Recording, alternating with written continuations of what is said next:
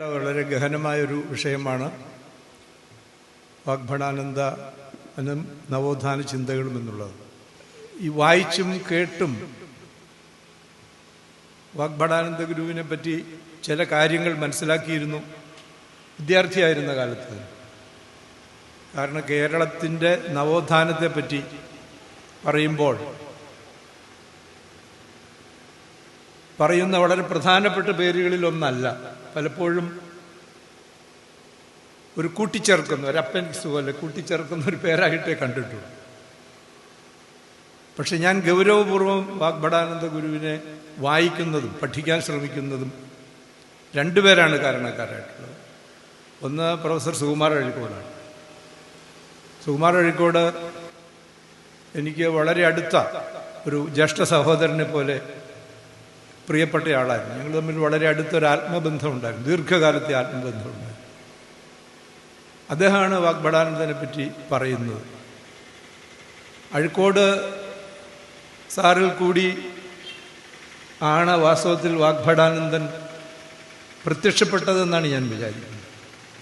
വാഗ്ഭടാനന്ദ ഗുരുദേവനെ കണ്ടിട്ടില്ലാത്ത ആളുകൾക്ക് എന്തായിരിക്കും വാഗ്ഭടാനന്ദ ഗുരുദേവൻ എന്നുള്ളതിൻ്റെ ഒരു ദൃശ്യം നൽകിയിട്ടുള്ളത് സുകുമാർ അഴീക്കോട് സാറാണെന്നാണ് ഞാൻ വിചാരിക്കുന്നത്. ഞങ്ങൾ തിരുവിതാംകൂറുകാരും സുകുമാർ അഴീക്കോട് സാറെന്ന് പറയും, മാഷെന്നല്ല പറയുക. വാഗ്ഭടാനന്ദ ഗുരുദേവൻ്റെ പ്രഭാഷണത്തെപ്പറ്റി അദ്ദേഹം അങ്ങനെ പ്രഭാഷണം കേട്ടിട്ടുള്ള ആളല്ലെങ്കിലും കേട്ടതിനെപ്പറ്റി പറഞ്ഞു കേട്ടിട്ടുള്ള അത് വെച്ചിങ്ങനെ വിവരിക്കുമ്പോൾ അഴീക്കോട് സാറിലുണ്ടാകുന്ന ഒരു രാസവ്യതിയാനമുണ്ട്. അത് ഞാൻ ശ്രദ്ധിച്ചിട്ടുണ്ട് പലപ്പോഴും. അദ്ദേഹമാണ് അദ്ദേഹത്തിൻ്റെ വാഗ്ഭടാനന്ദ ഗുരുദേവൻ്റെ സമ്പൂർണ്ണ കൃതികൾ എഡിറ്റ് ചെയ്തത്, അവതാരിക എഴുതിയതും സുകുമാർ അഴീക്കോട് സാറാണ്. മാതൃഭൂമി പ്രസിദ്ധീകരിച്ചതാണ്. വലിയ കനമുള്ള ഒരു പുസ്തകമാണ്. അഴീക്കോട് മാഷ് തന്നെയാണ് എനിക്കത് തന്നിട്ടുള്ളത്. ഞാനിപ്പോൾ ഈ കഴിഞ്ഞ കുറേ ദിവസങ്ങളായി അത് ഇങ്ങനെ വായിക്കുകയാണ്. ഒരുപാട് സമയമെടുത്ത് വായിച്ചു, ഒരുപാട് ഭാഗങ്ങൾ വായിച്ചു. രണ്ടാമത്തത് ശ്രീ ടി.വി. അനന്തനാണ്. കണ്ണൂരുള്ള നിങ്ങളിൽ എത്ര പേര് അദ്ദേഹത്തെ നേരിട്ട് പരിചയപ്പെട്ടിട്ടുണ്ടാവും എന്ന് എനിക്ക് അറിഞ്ഞുകൂടാ.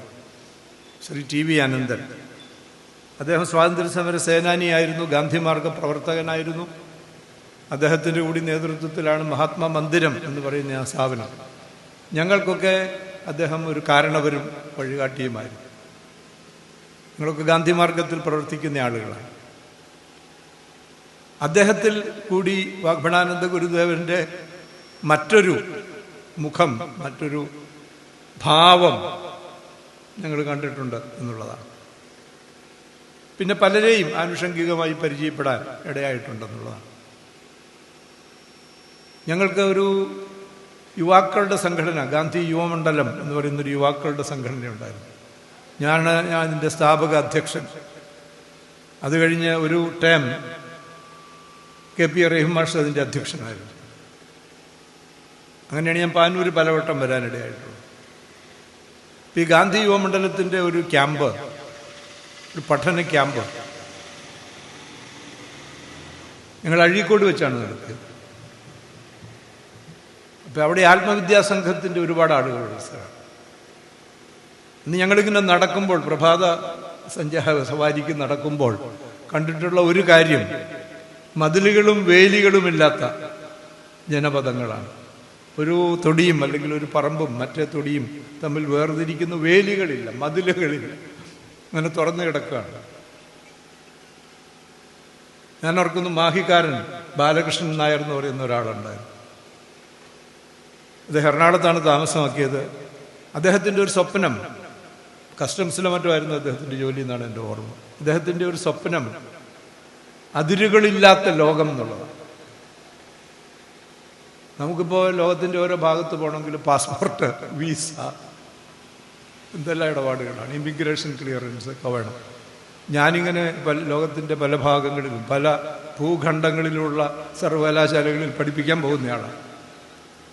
അപ്പോൾ എത്ര പ്രയാസമാണെന്നറിയാം ഒരു രാജ്യത്ത് പോകണമെന്നുണ്ടെങ്കിൽ. പല രാജ്യത്ത് പോകണമെങ്കിൽ പല നിയമങ്ങളാണ്. ഇപ്പം നൈജീരിയ പോകണമെന്നുണ്ടെങ്കിൽ നിങ്ങൾക്ക് ഓറൽ പോളിയോ വാക്സിൻ എടുക്കണം, OPV, ഓറൽ പോളിയോ വാക്സിൻ എടുക്കണം. ഇത് 60-70 വയസ്സൊക്കെ കഴിഞ്ഞ് എന്നെപ്പോലുള്ള ആളുകൾ OPV എടുത്തെങ്കിലേ പോകാനും പറ്റുള്ളൂ, അവിടെ വിസ കിട്ടുള്ളൂ. അതാണ്. അങ്ങനെ ഓരോ രാജ്യത്തിനും ഓരോ ഇങ്ങനെ. നിങ്ങൾക്കറിയാമല്ലോ, ആദ്യം ആകാശത്ത് ബഹിരാകാശത്ത് പോയി ചന്ദ്രനിൽ പോയ ആളുകൾ ബഹിരാകാശത്ത് നിന്ന് ഭൂമിയുടെ ഒരു പടം എടുത്തു. ഭൂമി ഇങ്ങനൊരു നീല വെളിച്ചത്തിൽ കുളിച്ചു നിൽക്കുന്ന ഒരു ഗോളം. നമുക്കിന്നത് സുപരിചിതമാണ്. എത്രയോ മാസികകളിലും പുസ്തകങ്ങളുടെ കവറുകളിലുമൊക്കെ അത് അടിച്ചു വന്നിട്ടുണ്ട്. അതിരുകളില്ല. അതിരുകൾ ആരുണ്ടാക്കിയതാണ്? ഇന്ത്യയും പാകിസ്ഥാനും തമ്മിലുള്ള അതിർത്തി എന്ന് പറയുന്നത് ഒരു സായിപ്പ് വരച്ചതാണ്. തിരക്ക് പിടിച്ച 1-2 ദിവസം കൊണ്ടാണ്. മക്മോഹൻ ലൈൻ അങ്ങനെ വരച്ചതാണ്. സായിപ്പ് ഇന്ത്യ വിഭജിക്കാൻ തീരുമാനിച്ചു കഴിഞ്ഞപ്പോൾ സായിപ്പാ തീരുമാനിച്ചു. അങ്ങനെ നമ്മൾ 2 രാജ്യമായി. ഇപ്പം എന്താ സ്ഥിതി എന്ന് നമുക്കറിയാമല്ലോ. യുദ്ധമാണ്. വെറുപ്പിൻ്റെ എന്തെന്നാണ് ഇങ്ങനെ പറയുകയാണ്, വെറുക്കാൻ ഇങ്ങനെ. നമ്മുടെ ഇന്ത്യയുടെ സ്വാതന്ത്ര്യ സമരത്തിൻ്റെ നിർണായകമായ പല തീരുമാനങ്ങളും എടുത്തിട്ടുള്ളത് ഇന്ന് പാകിസ്ഥാനിലുള്ള ലാഹോർ കോൺഗ്രസ് എന്ന് പറയുന്ന എത്രയോ പ്രധാനപ്പെട്ട തീരുമാനമെടുത്ത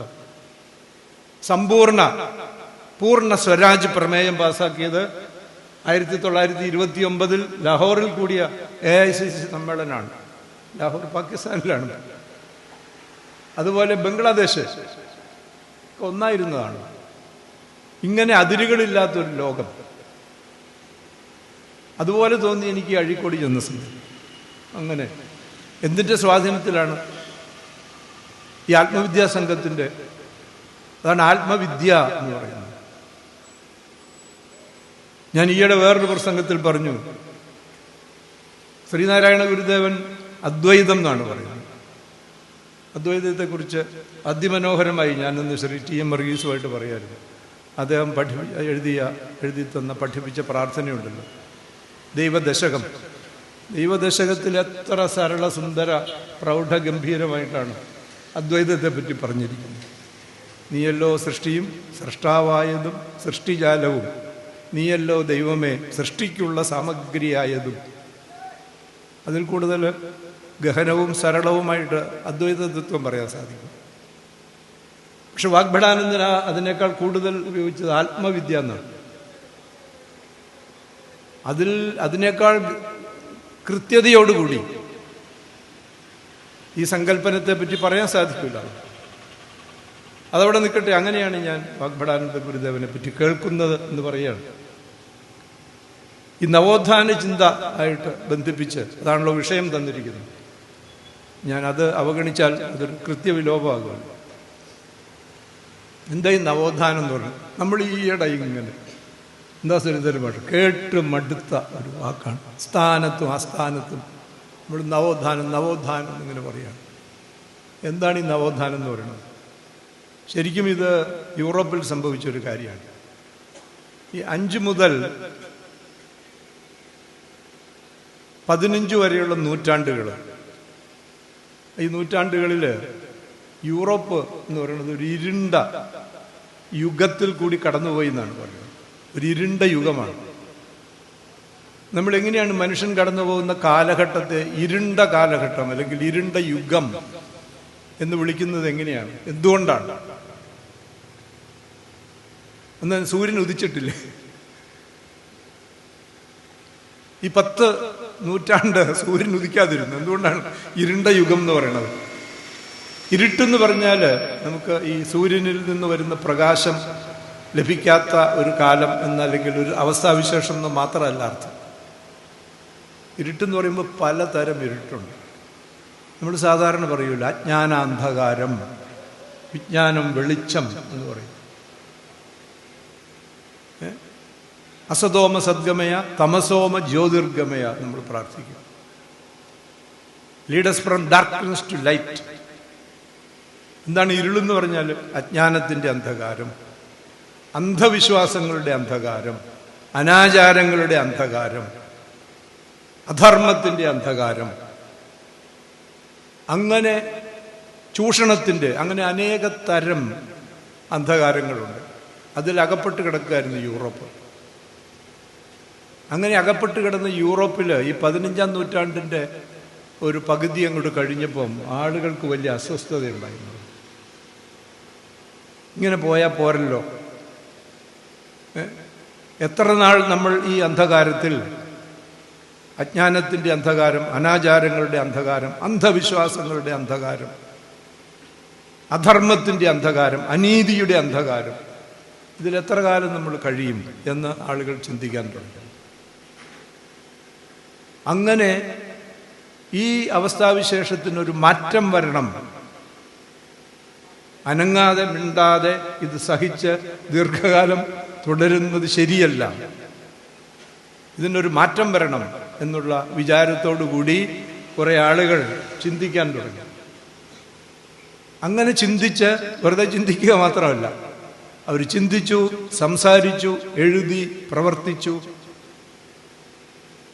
ലേഖനങ്ങളുണ്ടായി, പുസ്തകങ്ങളുണ്ടായി, കവിതകളുണ്ടായി, സംഗീതമുണ്ടായി, ചിത്രകലകളുണ്ടായി. അങ്ങനെ ഈ ജീവിതത്തിൻ്റെ ഗുണനിലവാരത്തിൽ പതിയെ പതിയെ പതിയെ പതിയെ ഉണ്ടായ ഗുണപരമായ മാറ്റം, പോസിറ്റീവായിട്ടുള്ള ഭാവാത്മകമായിട്ടുള്ള മാറ്റം, അതിനെയാണ് ഇന്ന് നമ്മൾ പറയുന്നത് നവോത്ഥാനം എന്ന് പറയുന്നത്. അങ്ങനെ ഉണ്ടായതിനാണ്. അതിനെ സൂചിപ്പിക്കുന്നതിന് അവരുപയോഗിച്ച വാക്ക് ഇംഗ്ലീഷിൽ റെനേസാൻസ് എന്നുള്ള വാക്കാണ്. അതൊരു ഫ്രഞ്ച് പദത്തിൽ നിന്ന് നിഷ്പന്നമായ ഒരു വാക്കാണ് റെനേസാൻസ്. അതിൻ്റെ അർത്ഥം റീബർത്ത്, പുനർജന്മം എന്നാണ്. റീബർത്ത് എന്നാണ്, പുനർജന്മം.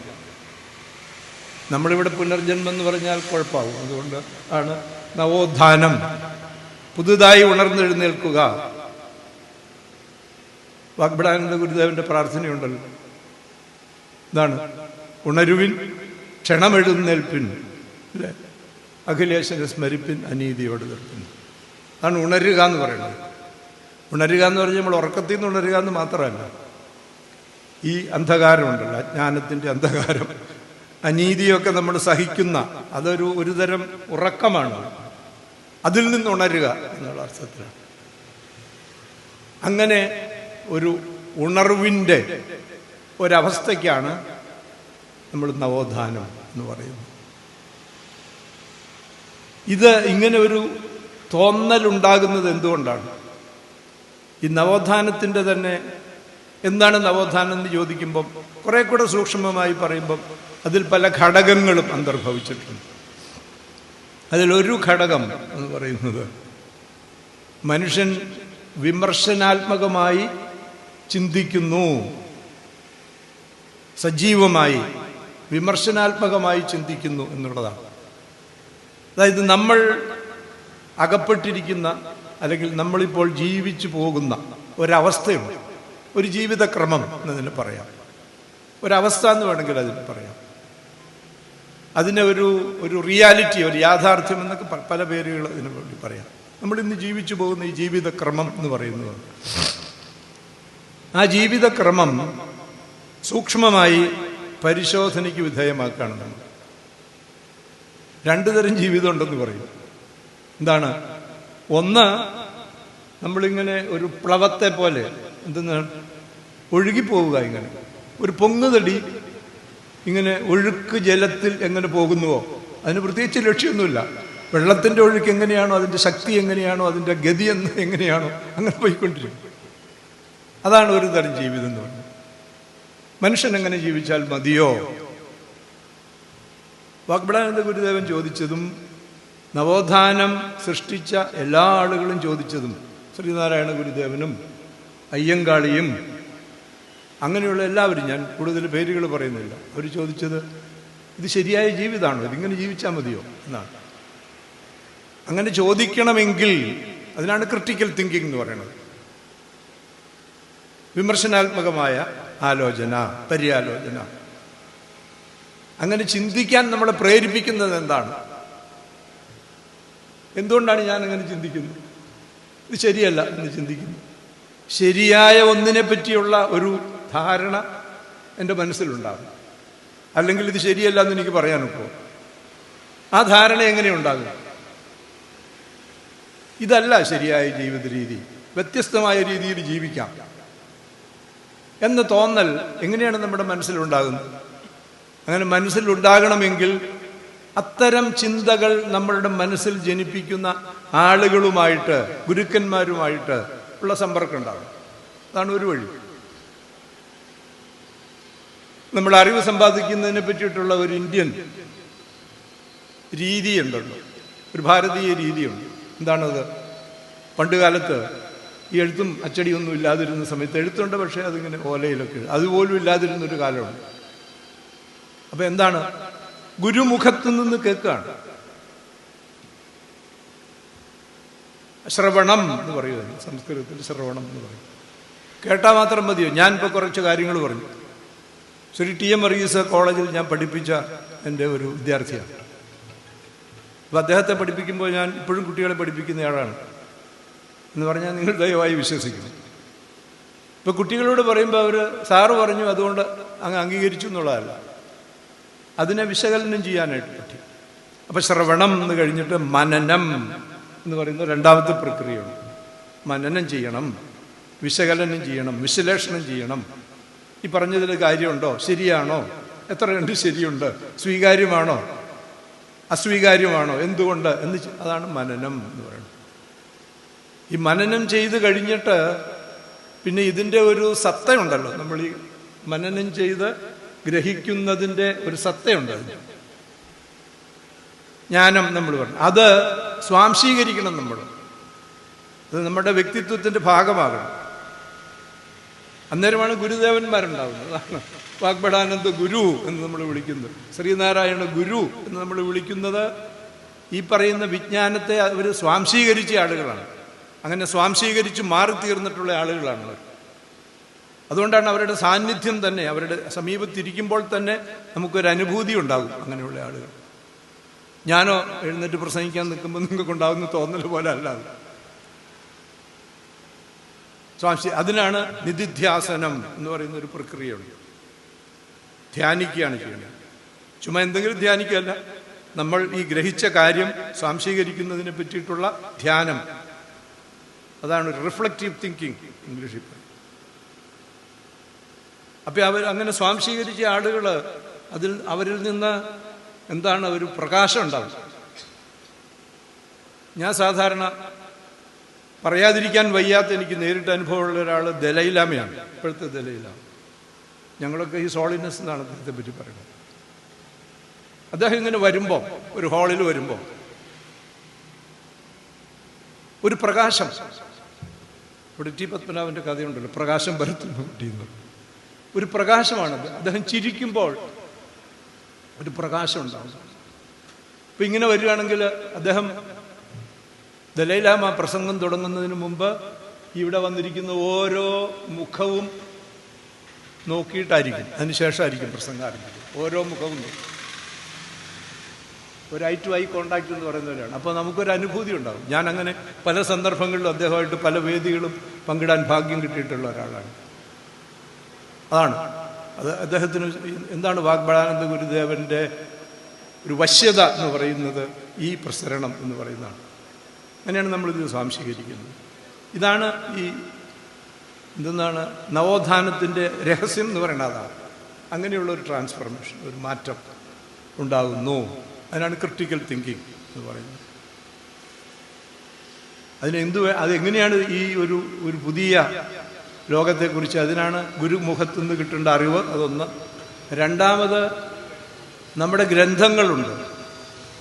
ഇപ്പം ഇന്ത്യക്കാണെങ്കിൽ വേദങ്ങളുണ്ട്, വേദാന്തം എന്ന് പറയുന്ന ഉപനിഷത്തുകളുണ്ട്, അതുപോലെ ഇതിഹാസങ്ങളുണ്ട്, പുരാണങ്ങളുണ്ട്. ഞാനൊരു വേദിയിൽ ഒരു കേരളത്തിലെ പ്രമുഖനായിട്ടുള്ള ഒരു രാഷ്ട്രീയ നേതാവ് ഒത്ത് പ്രസംഗിക്കേണ്ട ഒരു ഭാഗ്യമോ ഭാഗ്യദോഷമോ ഉണ്ടായി. അപ്പം അദ്ദേഹം പറയണത് ഇന്ത്യയിലെ ഈ അന്ധവിശ്വാസം മുഴുവൻ ഉണ്ടാക്കിയത് പുരാണങ്ങളാണ് എന്ന് അഴീക്കോട് മാഷ് പറഞ്ഞിട്ടുണ്ടെന്നും പറഞ്ഞു. ഞാൻ അദ്ദേഹത്തെ കോൺട്രഡിക്റ്റ് ചെയ്തു. അങ്ങനെയല്ല, പുരാണങ്ങൾ മുഴുവൻ അന്ധവിശ്വാസം. ഈ പുരാണങ്ങളിലെ കഥകളൊക്കെ ശരിയാണ് എന്ന ആളുകൾ പറഞ്ഞാലാണ് കുഴപ്പം അവിടെയാണ്. അപ്പം ഇങ്ങനെ ഈ ഗ്രന്ഥങ്ങൾ എന്ന് പറഞ്ഞാൽ നമ്മുടെ ഗ്രന്ഥങ്ങളുണ്ട്. ആ ഗ്രന്ഥങ്ങളിൽ പറഞ്ഞിട്ടുള്ള കാര്യങ്ങൾ ശരിയായ രീതിയിൽ വ്യാഖ്യാനിക്കാനായിട്ട് സാധിക്കണം, പറഞ്ഞു കൊടുക്കാനായിട്ട് സാധിക്കണം. നമ്മൾ വാഗ്ഭടാനന്ദ ഗുരുവിൻ്റെ കൃതികൾ വായിച്ചാൽ, അദ്ദേഹത്തിൻ്റെ രചനകൾ വായിച്ചാൽ, അദ്ദേഹത്തിൻ്റെ പ്രഭാഷണങ്ങൾ, ചില പ്രഭാഷണങ്ങൾ മാത്രമാണ് ഇങ്ങനെ രേഖപ്പെടുത്തി എഴുതിയിട്ടുള്ളൂ. ഞാനിങ്ങനെ അതിൻ്റെ കുറേ ഭാഗങ്ങൾ എൻ്റെ ഫോണിൽ, ഇപ്പം അതാണല്ലോ ആർട്ടിഫിഷ്യൽ ഇൻ്റലിജൻസ് ഉപയോഗിച്ച് പല, നിങ്ങൾ വായിച്ച് കേൾപ്പിച്ചാലോ എന്ന് വിചാരിച്ച് ഞാനതിന് ശ്രമിക്കുന്നില്ല. എന്താണ് ഈ കാലഘട്ടത്തിൽ ജീവിക്കുന്ന ആളുകൾക്ക് പോലും അത് വായിക്കുമ്പോൾ ഉണ്ടാകുന്ന ഒരു അനുഭൂതി എന്ന് പറയുന്നത്. അങ്ങനെ പറയുകയാണ് അദ്ദേഹം. ശ്രീകൃഷ്ണനെ ഉദാഹരിച്ചിട്ട് അദ്ദേഹം പറയും, ശ്രീകൃഷ്ണൻ എന്ന് പറയുന്ന അദ്ദേഹത്തിൻ്റെ ഉത്ഭവം, അദ്ദേഹം ബന്ധപ്പെട്ടിട്ടുള്ള ആളുകൾ, ഇങ്ങനെയുള്ള കഥകളെല്ലാം പറയും. അപ്പം നമ്മളിപ്പോൾ പറയല്ലോ, നാനാജാതി വിഭാഗത്തിൽപ്പെട്ട ആളുകളുമായിട്ട്, തലങ്ങളിൽപ്പെട്ട ആളുകളുമായിട്ട് എല്ലാം യാതൊരു ഭേദചിന്തയും ഇല്ലാതെ ഇടപെട്ടിട്ടുള്ള ആളാണ്. അങ്ങനെയുള്ള ശ്രീകൃഷ്ണൻ്റെ ഒരു വിഗ്രഹം ഒരു ക്ഷേത്രത്തിൽ പ്രവേശിച്ചിട്ട് പറയാണ്, അവിടെ മറ്റുള്ളവർക്ക്, ഈ അധകൃത ജാതിക്കാർക്ക് പ്രവേശനമില്ല, തൊഴുകാൻ പറ്റില്ല എന്ന് പറഞ്ഞു. ഞാൻ ഓർക്കുന്നു, ഒരു സമാനമായ ഉദാഹരണം ഞാൻ പറയുകയാണ്. മലബാറുകാർ ഈ വിനോബജിയെ കുറിച്ച് കേട്ടില്ല, വിനോബ ഭാവെ. അദ്ദേഹം ഭൂദാന യാത്ര എന്ന് പറഞ്ഞ് 16 വർഷം ഇന്ത്യയിൽ നടന്നയാളാണ്. ലോകത്ത് ഏറ്റവും കൂടുതൽ തുടർച്ചയായി നടന്നിട്ടുള്ള ആളാണ് വിനോബ ഭാവെ. 16 വർഷം നടന്നു. അതിപ്പോൾ ഉള്ള ജാഥ പോലെയല്ല നടന്നു. വെളുപ്പിനാണ്, ആളുകളെ കാണിക്കാൻ വേണ്ടിയിട്ടല്ല, ചൂടൊക്കെ ആകുന്നതിന് മുമ്പ് വെളുപ്പിനെഴുതി ഇന്ത്യ മുഴുവൻ, കേരളത്തിൽ സഞ്ചരിച്ചു, ഭൂമിദാനമായിട്ട് കിട്ടി. അപ്പം അദ്ദേഹം ഇങ്ങനെ വന്നപ്പോൾ ഗുരുവായൂർ കൂടി പോവാണ്. ഇപ്പോൾ ഗുരുവായൂർ ക്ഷേത്ര കമ്മിറ്റിക്കാർക്ക്, അദ്ദേഹം സിദ്ധനാണല്ലോ വിനോബജി. നമ്മൾ ഞാൻ വിനോബജിയെ ഓർക്കുമ്പോൾ വാഗ്ഭടാനന്ദ ഗുരുവിനെ ഓർക്കുമ്പോൾ വിനോബജിയെ ഓർക്കും. കാരണം ഈ ഇംഗ്ലീഷിൽ പ്രിക്കോസ്ട്രിയസ് എന്ന് പറയുന്ന ഒരു ഇതുണ്ട്. അതായത് പ്രായത്തിൽ കവിഞ്ഞ ബുദ്ധിശക്തി, കഴിവ് പ്രകടിപ്പിക്കുന്ന ആളുകളാണ്. ഇദ്ദേഹം അങ്ങനെയാണ്. എത്രയോ ചെറുപ്പത്തിലാണ് ഈ കുന്തം മുഴുവൻ പഠിച്ചത്. ഇന്ത്യയുടെ വേദങ്ങൾ, അതുപോലെ തന്നെ അതിൻ്റെ അനുബന്ധമായിട്ടുള്ള ഭാഗങ്ങൾ, ബ്രാഹ്മണങ്ങൾ, ആരണ്യകങ്ങൾ, ഉപനിഷത്തുകൾ, പുരാണങ്ങൾ, ഇതിഹാസങ്ങൾ, ഇതൊക്കെ പഠിക്കണമെങ്കിൽ ഒരു ജീവിതം കൊണ്ട്, ഒരു ആയുഷ്കാലം കൊണ്ട് നമുക്ക് സാധിക്കാത്ത കാര്യമാണ്. ഏതാനും ചുരുങ്ങിയ വർഷങ്ങൾ കൊണ്ടാണ് അതൊക്കെ മാസ്റ്റർ ചെയ്യണം. ആ പ്രഭാഷണങ്ങളിൽ അതിങ്ങനെ എന്താണ് പറയുക, കുമുദേശ നിലാവ് പോലെ കത്തിക്കളിക്കുവാണല്ലോ. ഈ വിനോബ അവിടെ വന്നപ്പോൾ, നമ്മുടെ വിനോബ ഇതുപോലെ പഠിച്ച ആളാണ്. 16 കൊല്ലം കൊണ്ട് പഠിക്കേണ്ടത് വെറും 2 കൊല്ലം കൊണ്ട് പഠിച്ച ആളാണ്. ശാസ്ത്രവും വേദമൊക്കെ. അദ്ദേഹം ഗുരുവായൂർ വന്നപ്പോൾ, ഗുരുവായൂർ അമ്പല കമ്മിറ്റിക്കാർക്ക് അദ്ദേഹത്തെ ഒന്ന് വിളിച്ച് അമ്പലത്തിൽ കൊണ്ടുവന്ന് ഒന്ന് തൊഴുകാനായിട്ട് പറയണം. വിനോബജിയുടെ അടുത്ത് വന്നു ക്ഷേത്ര കമ്മിറ്റിക്കാർ. വിനോബജി പറഞ്ഞു, വരാം, കുഴപ്പമില്ല. പക്ഷേ എൻ്റെ കൂടെ യാത്ര ചെയ്യുന്ന മറ്റാളുകളുണ്ട്, അവരുമൊക്കെ വരും എൻ്റെ കൂടെ, അവർക്കൊക്കെ തൊഴുകാൻ പറ്റണം. എന്താ ഒരു സ്ഥിതി ആലോചിക്കും. ഗുരുവായൂർ അമ്പലത്തിൽ ഇദ്ദേഹത്തിൻ്റെ കൂടെയുള്ള നാനാജാതി മതസ്ഥർ, യേശുദാസൻ ഇപ്പോഴും പാട്ട് പാടാൻ കയറ്റിക്കാത്ത സ്ഥലമാണ്. കയറിയാൽ കൃഷ്ണന് വിഷമാവുമെന്നാണ് പറയുന്നത്. അപ്പം ചെമ്പൈ വൈദ്യനാഥ ഭാഗവതർ, അദ്ദേഹത്തിൻ്റെ പേരിൽ അവിടെ ഇതുണ്ട്. അപ്പോൾ യേശുദാസ് ഒരിക്കൽ കരഞ്ഞു. അവിടെ പോയി പാടാൻ കഴിയാത്തതിനെ പറ്റി പത്രക്കാരുമായിട്ട് സംസാരിച്ചപ്പോൾ യേശുദാസ് കരഞ്ഞു. ഞാൻ ഒന്ന് ഡയഗ്രസ് ചെയ്ത് പറയുകയാണ്. അപ്പോൾ ഈ വിവരം അറിഞ്ഞപ്പോൾ ചെമ്പൈ വൈദ്യനാഥ ഭാഗവതർ യേശുദാസിനെ ഫോണിൽ വിളിച്ചു എന്നാണ്. എന്നിട്ട് ചോദിച്ചു, എടാ ദാസ എന്നാണ് വിളിക്കുന്നത്. എടാ ദാസ, നീ എന്തിനാണ് ഗുരുവായൂരമ്പലത്തിൻ്റെ നീ എവിടെ നിന്ന് വിളിച്ചാലും കൃഷ്ണൻ വരൂല്ലേടാ നിൻ്റെ അടുത്തെന്ന് ചോദിച്ചു എന്നാണ്. വിനോബജി പറഞ്ഞു, ഞാൻ വരാം, പക്ഷെ കൂടെയുള്ളവർ. അപ്പോൾ ക്ഷേത്ര കമ്മിറ്റിക്കാർ കൂടി എന്തെന്നാണ് ഈ മുഖ്യ, അതിനൊരു പേര് പറയുമല്ലോ ശ്രീധരൻ മാഷ്, അതിന് ചീഫായിട്ടുള്ള തന്ത്രി, തന്ത്ര പറയുന്നവൻ തന്ത്രിമാർ കൂടി ആലോചിച്ചു. പല തന്ത്രിമാർ കൂടി. അപ്പോൾ പറഞ്ഞത് പറ്റൂല, വേറെ ആരും വന്നാൽ ശരിയല്ല, വിനോബജി തന്നെ കുളിയൊക്കെ കഴിഞ്ഞ് വരുവാണെങ്കിൽ നോക്കാം. വിനോബജി പോയില്ല. അദ്ദേഹം ഇങ്ങനെ നടന്ന് മഹാരാഷ്ട്രയിൽ പോയി. അദ്ദേഹം മഹാരാഷ്ട്രക്കാരനാണ്. അവിടെ പണ്ഡരീപുരം എന്ന് പറയുന്നൊരു സ്ഥലമുണ്ട്. പ്രസിദ്ധമായ, ഇന്ത്യയിലെ ഏറ്റവും പ്രസിദ്ധമായ ക്ഷേത്രങ്ങളിൽ ഒന്നാണ് പണ്ഡരിനാഥ ക്ഷേത്രം എന്ന് പറയുന്നത്. അപ്പോൾ അവിടെ ചെന്ന് കഴിഞ്ഞപ്പം അവിടുത്തെ കമ്മിറ്റിക്കാർക്കും ഇതേ അസഖ്യതയുണ്ടായി. വിനോബജിയല്ലേ മഹാരാഷ്ട്രക്കാരൻ, സിദ്ധൻ. അപ്പോൾ അദ്ദേഹത്തോട് വന്ന് നമസ്കരിക്കണം എന്ന് പറഞ്ഞപ്പോൾ ഇത് തന്നെ ഈ ക്ഷേത്ര കമ്മിറ്റിക്കാർ ചെന്ന് പറഞ്ഞപ്പോൾ വിനോബജി പറഞ്ഞു, ഞാൻ വരാം, പക്ഷെ എൻ്റെ കൂടെയുള്ള എല്ലാവരും. അപ്പോൾ കമ്മിറ്റി കൂടി കഴിഞ്ഞപ്പോൾ അവർ ഈ ഗുരുവായൂരുകാരെ പോലെയല്ല ചിന്തിച്ചത്. അവരെന്താ ചിന്തിച്ചത്? ആരെ കൂട്ടി വന്ന് ഈ ക്ഷേത്രത്തിൽ കയറി തൊഴുകണം എന്ന് തീരുമാനിക്കാനായിട്ട് വിനോബജിയേക്കാൾ കൂടുതൽ ഒരു യോഗ്യത ഞങ്ങൾക്ക് എന്താണുള്ളത്? നമ്മുടെ കൂട്ടത്തിൽ ഏറ്റവും യോഗ്യതയുള്ളയാള് പണ്ഡിതൻ, മഹായോഗി, അങ്ങനെയുള്ള ആളാണ് അദ്ദേഹം തീരുമാനിക്കട്ടെ.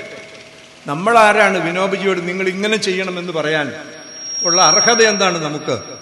അതിനുള്ള അർഹത അദ്ദേഹത്തിന് തന്നെയാണ്. അതുകൊണ്ട് തീരുമാനം അദ്ദേഹത്തിന് വിട്ടുകൊടുക്കാം. വിനോബജിയുടെ അടുത്ത് എന്ന് പറഞ്ഞു, അങ്ങെന്ത് തീരുമാനിക്കുമെന്ന് അത് ഞങ്ങൾക്ക് സ്വീകാര്യമാണ്. എല്ലാവരുമായിട്ട് ചെന്നു. നമ്മുടെ ക്ഷേത്രങ്ങളിൽ പോലെയല്ല. അവിടുത്തെ ക്ഷേത്രത്തിൽ ഈ ബിംബത്തെ തൊട്ട് തൊഴുകാം. അപ്പൊ അന്ന് ഈ ചെന്നവരെല്ലാം, ഇഷ്ടമുള്ളവരെല്ലാം ബിംബം തൊട്ട് തൊഴുതു. അന്ന് വൈകിട്ട് ഈ പണ്ഡരീപുരത്ത് കൂടിയ യോഗത്തിൽ വിനോബജിയുടെ ഒരു പ്രസംഗമുണ്ട്. ആ പ്രസംഗത്തിൽ അദ്ദേഹം പറഞ്ഞ ഒരു രസകരമായ കാര്യം, ഈ പണ്ഡരീനാഥന്റെ വിഷ്ണുവാണ്, ഈ ബിംബം ഇവിടെ സ്ഥാപിച്ചിട്ട് എത്ര വർഷമായിന്ന് ആർക്കും അറിഞ്ഞൂടാ. അനേക വർഷങ്ങളായിട്ടുണ്ട്. പക്ഷേ ഈ പണ്ഡരീനാഥൻ എന്നെങ്കിലും ഹർഷപുളകിതനായിട്ടുണ്ടെങ്കിൽ അതിന്നാണ്. കാരണം യാതൊരു വിവേചനവും കൂടാതെ ഈശ്വരന്റെ സൃഷ്ടികളായ നാനാജാതി മതസ്ഥരായിട്ടുള്ള ആളുകൾ ചെന്ന് അദ്ദേഹത്തെ തൊട്ട് നമസ്കരിച്ചു. അതുകൊണ്ട് അദ്ദേഹം ഇന്നാണ് രോമാഞ്ചകഞ്ചുകിതനായത്, അല്ലെങ്കിൽ ഹർഷപുളകിതനായത് എന്ന് പ്രസംഗിച്ചു എന്നാണ്. ഞാനിത് പറയുമ്പോൾ ഇദ്ദേഹത്തെ നമ്മൾ വാഗ്ഭടാനന്ദ ഗുരുദേവന്റെ ഒരു പ്രസംഗത്തിൽ, ഒരു ലേഖനത്തിൽ അദ്ദേഹം പറയും, എല്ലാ മനുഷ്യരിലും ഈശ്വരാംശം ഉണ്ടെന്നാണല്ലോ അദ്വൈതം പഠിപ്പിക്കുന്നത്, ഇല്ലേ? എല്ലാ മനുഷ്യരിലും ഉണ്ട്. സർവം ഖൽവിദം ബ്രഹ്മം അഹം ബ്രഹ്മാസ്മി തത്വമസി. ഇതാണല്ലോ, എല്ലാവരിലും ബ്രഹ്മമുണ്ട്. എല്ലാം വേണമെങ്കിൽ സാധാരണക്കാരൻ്റെ ഭാഷയിൽ പറഞ്ഞാൽ എല്ലാവരും ദൈവത്തിൻ്റെ സൃഷ്ടിയാണ് എന്ന് വേണമെങ്കിൽ പറയാം. അല്ലെങ്കിൽ എല്ലാം ഈ പരാശക്തിയുടെ അഭിവ്യക്തിയാണ്. ഇതിലൂടെ സാങ്കേതികമായി അങ്ങനെയാണെങ്കിൽ ഈ പരബ്രഹ്മത്തിന്, ദൈവത്തിന്, ഈശ്വരന് ഈ തീണ്ടലും തൊടിയിലുണ്ടോ? അഴുവാഞ്ചേരി തമ്പ്രാക്കളിലും അയ്യൻപുലയനിലും ആദിത്യനിലും അണുക്രമിയിലും ഉള്ളൂരിൻ്റെയാണ് ഈ പരിസ്ഫുരണം ഉണ്ടല്ലോ ബ്രഹ്മ. അപ്പൊ ദൈവത്തിന് എന്തില്ല? ഈ ജാതി വ്യത്യാസമില്ല, തീണ്ടലും തൊടിയിലും ഇല്ല. കാരണം നമ്മൾ പുലയൻ എന്ന് പറയുന്നതിലും പറയൻ എന്ന് പറയുന്നതിലും ബ്രാഹ്മണനിലും ക്ഷത്രിയനിലും വൈശ്യനിലും ശൂദ്രനിലും എല്ലാം ഒരേ ബ്രഹ്മമാണ്. ഈ ബ്രഹ്മത്തിനില്ലാത്ത തീണ്ടലും തൊടിയിലും എന്തിനാണ്? അദ്ദേഹത്തിന്റെ ഒരു പ്രഭാഷണത്തിൽ ചോദ്യമാണിത്. ഇങ്ങനെ മനുഷ്യന്റെ ചിന്താമണ്ഡലത്തെ അദ്ദേഹം ഇളക്കി മറിച്ചു എന്നുള്ളതാണ്. അത് ഈ ഗ്രന്ഥങ്ങളുടെ ശരിയായ അർത്ഥം ഗ്രഹിച്ചിട്ടാണ്, ശരിയായ സത്ത മനസ്സിലാക്കിയിട്ടാണ്. ദുർവ്യാഖ്യാനമല്ല, ശരിയായ രീതിയിൽ അത് അദ്ദേഹം വിപുലമായി ചെയ്തിട്ടുണ്ട്. നമ്മൾ അദ്ദേഹത്തിൻ്റെ ഈ കൃതികളുടെ സംഗ്രഹം നോക്കിയാൽ മനസ്സിലാവുന്നതാണ്. സമ്പൂർണ്ണ കൃതികൾ, വാഗ്ഭടാനന്ദൻ്റെ സമ്പൂർണ്ണ കൃതികൾ ഇന്ന് വായിച്ചാൽ അത് ഗ്രഹിക്കാൻ കുറച്ച് പ്രയാസമുണ്ട്. കാരണം ഈ സംസ്കൃതവും മലയാളവും കൂടിച്ചേർന്നിട്ടുള്ള ഒരു പ്രത്യേക ശൈലിയാണുള്ളത്. ഇതാണ് അതിൻ്റെ കാര്യം എന്ന് പറയുന്നത്. പിന്നെ ഇവിടെ സുരേന്ദ്രൻ മാഷ് അതിൻ്റെ ബാക്കി കാര്യങ്ങളൊക്കെ പറഞ്ഞല്ലോ, മദ്യവർജനത്തെ, അങ്ങനെയുള്ള ജീവിതത്തിൻ്റെ ഞാൻ കൂടുതൽ സമയം സംസാരിച്ച് ഈ യോഗം നീട്ടിക്കൊണ്ടു പോകണമെന്ന് ആഗ്രഹിക്കുന്നില്ല, വിസ്തരിച്ച് പറയാനായിട്ട് സാധിക്കും. അങ്ങനെ ഒരു പുതിയ ലോകത്തെ പറ്റിയിട്ടുള്ളൊരു ചിന്ത അദ്ദേഹം നൽകി എന്നുള്ളതാണ്. അങ്ങനെ ആ ഒരു പുതിയ ലോകത്തേക്ക് ഈ സമൂഹത്തെ മാറ്റുന്നതിന്, നീക്കുന്നതിന്, അല്ലെങ്കിൽ നയിക്കുന്നതിന്, പരിവർത്തനം ചെയ്യുന്നതിന് ഉള്ള ഒരു സംഘമായിട്ട് ആണ് ആത്മവിദ്യാ സംഘം. നിങ്ങൾ ആ പേരിൻ്റെ ഒരു മാധുര്യം, ആ പേരിൻ്റെ ഒരു ഗരിമ ഒന്ന് ആലോചിച്ച് നോക്കും. ആത്മവിദ്യയാണ്. മറ്റു പേരുകളല്ല കൊടുത്തത്, ധർമ്മപരിപാലൻ അങ്ങനെയൊന്നുമല്ല, ആത്മവിദ്യാസംഘം എന്നാണ്. ഞാൻ വിചാരിക്കുന്നത് അവിടെയാണ് വാസ്തവത്തിലെ അപകടവും പതിയിരിക്കുന്നത് എന്നുള്ളതാണ്. കാരണം ഈ സാധാരണ മനുഷ്യരുടെ ഒരു വ്യവഹാര സാധ്യതകൾക്കപ്പുറത്താണ് ഇതിൻ്റെ അർത്ഥസൂചനകളും, അതുപോലെ തന്നെ ഇത് ആവശ്യപ്പെടുന്ന ഒരു ആത്മവിദ്യ ആവശ്യപ്പെടുന്ന ഒരു സമർപ്പണം എന്ന് പറയുന്നതുണ്ട്. അത് സാധാരണ മനുഷ്യർക്ക് ഒരു പക്ഷേ ഗ്രഹിക്കാനും അനുവർത്തിക്കാനും സാധിക്കാത്തതിനപ്പുറത്തായി പോയതുകൊണ്ടാകാമെന്നാണ് ഞാൻ വിചാരിക്കുന്നത്. അതുകൊണ്ട് സൂക്ഷ്മമായി പരിശോധിച്ചു കഴിഞ്ഞാൽ ഈ നമ്മുടെ വേദങ്ങളുടെയും ഉപനിഷത്തിൻ്റെയും ഒക്കെ സാരം വാഗ്ഭടാനന്ദ ഗുരുദേവൻ ഗ്രഹിച്ച അത്രയും കൃത്യതയോടുകൂടി മറ്റാരെങ്കിലും ഗ്രഹിച്ചിട്ടുണ്ടോ എന്ന് നമ്മൾ സംശയിച്ചു പോകും. അദ്ദേഹം ഉപയോഗിക്കുന്ന, അദ്ദേഹത്തിൻ്റെ ലേഖനങ്ങളിലും പ്രഭാഷണങ്ങളിലുമൊക്കെ അദ്ദേഹം ഉപയോഗിക്കുന്ന പ്രയോഗങ്ങൾ ശ്രദ്ധിച്ചാൽ അങ്ങനെ തോന്നിപ്പോകുമെന്നുള്ളതാണ്. ഞാൻ അങ്ങനെയാണ് എന്ന് ഉറപ്പിച്ചു അറിയല്ല, കാരണം എൻ്റെ ജ്ഞാനം വളരെ പരിമിതമായതുകൊണ്ട് ഞാൻ പറയുന്നില്ല. പക്ഷെ അങ്ങനെ തോന്നിപ്പോകും എന്ന് ഞാൻ പറയുകയാണ്. ഒരു കാര്യം കൂടി പറഞ്ഞ് ഞാൻ അവസാനിപ്പിക്കാം. ഇങ്ങനെ ഒരു രത്നഖനി നമ്മുടെ മുമ്പിലുണ്ട്. ഇദ്ദേഹത്തിൻ്റെ രചനകളുണ്ട്, ഇദ്ദേഹം ചെയ്ത കാര്യങ്ങളുണ്ട്. 54 വയസ്സ് അല്ലേ? 54 വയസ്സാണ്. യേശുക്രിസ്തു 34 വയസ്സാണ്. അതുപോലെ ശങ്കരാചാര്യർ എല്ലാം ഇങ്ങനെ വളരെ പ്രൈം ജീവിതത്തിൻ്റെ ആ ഒരു ഇതിലാണ് പോയിട്ടുള്ളത്. പക്ഷെ അതിനുള്ളിൽ ഇവർ നേടിയെന്ന് പറഞ്ഞാൽ സ്വന്തം നേടുകയല്ല ചെയ്തത്, മാനവരാശിക്ക് വേണ്ടി അവർ നൽകിയിട്ടുള്ള സംഭാവനകളുടെ ഒരു ഈടും അതിൻ്റെ ഗരിമയും എത്ര വലുതാണ് നമ്മൾ ആലോചിക്കും. പക്ഷെ ഇതെല്ലാം ഉണ്ടായിട്ടും എന്തെന്നാണ് ഈ ശുനകപുച്ഛ ന്യായം എന്ന് പറഞ്ഞതുപോലെയാണ്. എന്തെന്നാണ് ശുനകൻ്റെ വളഞ്ഞു തന്നെ ഇരിക്കും. അത് കുംഭത്തിൽ കയറുമ്പോൾ കുറച്ച് നാൾ വാഗ്ഭടാനന്ദ ഗുരുദേവൻ്റെ കൂടെ നടക്കുമ്പോൾ വാലൊക്കെ നേരെ നിൽക്കും. അദ്ദേഹം പോയി കഴിയുമ്പോൾ പൂർവ്വസ്ഥിതിയിലാകുന്ന ഒരവസ്ഥയാണ് നമുക്കുള്ളതെന്ന്. അതുകൊണ്ട് നമ്മൾ വളരെ ഗൗരവപൂർവമുള്ള വിചിന്തനത്തിന്, ആത്മപരിശോധനയ്ക്ക് സന്നദ്ധരാകേണ്ട ആവശ്യമുണ്ട്. ഒരു വലിയ മാനവികത, അതാണ് ഈ നവോത്ഥാനം എന്ന് പറഞ്ഞാൽ അതിൻ്റെ പോസിറ്റീവായിട്ടുള്ള വശം. അതാണ് മാനവികത എന്ന് പറയുന്നത്. അതിന് വാഗ്ഭടാനന്ദ ഗുരുദേവൻ അതിനൊരു ആത്മീയ അടിത്തറ നൽകി എന്നുള്ളതാണ്. വെറും ഒരു യുക്തിയുടെയോ അല്ലെങ്കിൽ ഇവിടെ എത്തിക്സ്, പൊളിറ്റിക്സ് ആൻഡ് എത്തിക്സ് എന്ന് പറഞ്ഞില്ലേ, ഒരു നൈതികതയുടെയോ ഒരു അടിത്തറയല്ല. നൈതികത വരും, സ്വാഭാവികമായിട്ട് വരും. പക്ഷെ ഒരു ആധ്യാത്മികത അടിത്തറ അതിന് നൽകി, അതിനെ ഉറപ്പിച്ചു എന്നുള്ളതാണ് അദ്ദേഹത്തിൻ്റെ സംഭാവന. ഇവിടെ നമ്മൾ പഠിച്ച് ഇത് തിരിച്ചറിയുകയും അനുവർത്തിച്ച് അതിനെ സാർത്ഥകമാക്കുകയും ഒരുമിച്ച് പ്രവർത്തിച്ച് അതിന് ശക്തി പകരുകയും ചെയ്യുക എന്നുള്ളതാണ് നമ്മൾ ചെയ്യേണ്ടത് എന്നാണ് ഞാൻ വിചാരിക്കുന്നത്. അദ്ദേഹത്തിൻ്റെ ജന്മദിനം കൊണ്ടാടുമ്പോൾ അങ്ങനെ ഒരു തീരുമാനം എടുക്കുന്നതിന് നമുക്ക് സാധിക്കണം. നമുക്കങ്ങനെ സാധിക്കുമാറാകട്ടെ എന്ന് ആശംസിക്കുകയും പ്രാർത്ഥിക്കുകയും ചെയ്തുകൊണ്ട് ഒരിക്കൽ കൂടി എനിക്ക് അവസരം തന്നതിന് കൃതജ്ഞത പറഞ്ഞ് ഞാൻ എൻ്റെ വാക്കുകൾ ഉപസംഹരിക്കുന്നു.